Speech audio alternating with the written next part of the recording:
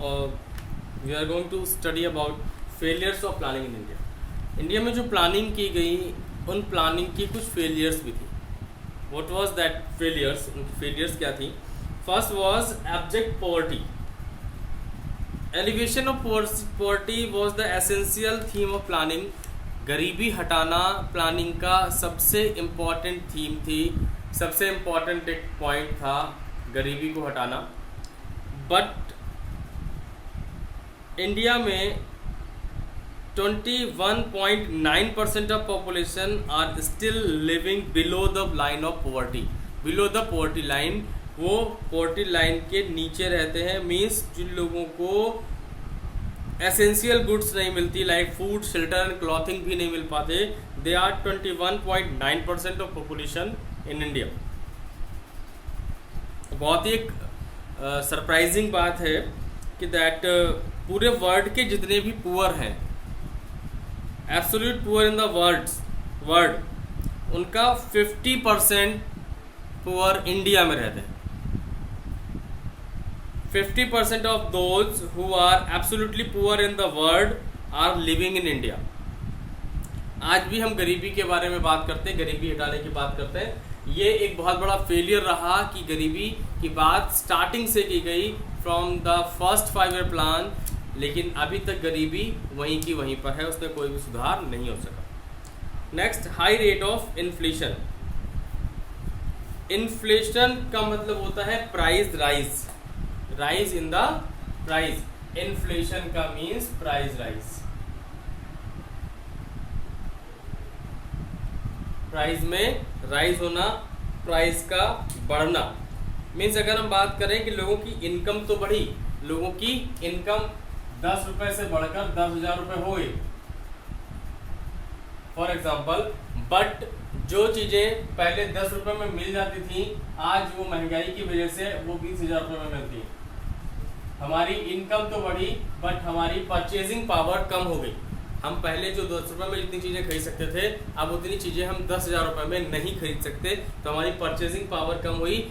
It is because of the inflation, और inflation बढ़ता चला गया। And next is unemployment crisis.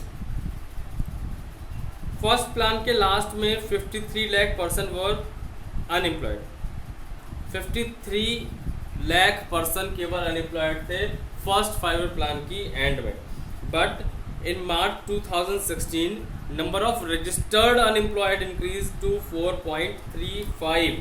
जो 53 लाख थे in the year of in the end of first 5 year plan means in 1956, तो इन 2016 they became 4.3 crore. And ये वो है जो रजिस्टर्ड थे, नॉन रजिस्टर्ड की यहाँ पर बात नहीं कर रहे। Registered 4.3 crore were there in 2016। तो ये जो अनएम्प्लॉयमेंट का रेशियो था वो बहुत ज़्यादा बढ़ गया। Next is inadequate infrastructure. Infrastructure की बात करें, road, dam, bridge, school, colleges, hospital, ये सारे बनते चले गए। 67 ईयर की प्लानिंग तक ये सारे बने, बट इनकी जो एक्चुअल ग्रोथ थी, जो टारगेट था, वो उसको अचीव नहीं कर पाए, और ये अभी भी टारगेट पूरा नहीं कर पाए हैं, ये बहुत ही पीछे। Next is skewed distribution. Skewed distribution means होता है unequal distribution, unequal distribution of income.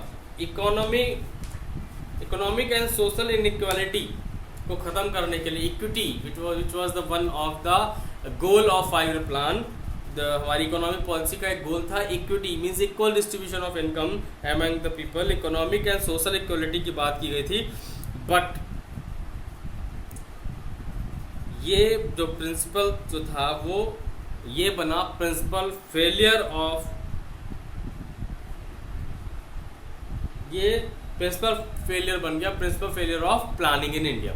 India की प्लानिंग का सबसे बड़ा फेलियर यही बना। अनइक्वल डिस्ट्रीब्यूशन के बाद जो की गई थी इक्वल डिस्ट्रीब्यूशन ऑफ इनकम की, वो अनइक्वल बन गई। एंड इसकी वजह से क्या हुआ, वीकर सेक्शन और वीक होता चला गया, और जो रिच पीपल थे वो और ज़्यादा रिच होते चले गए।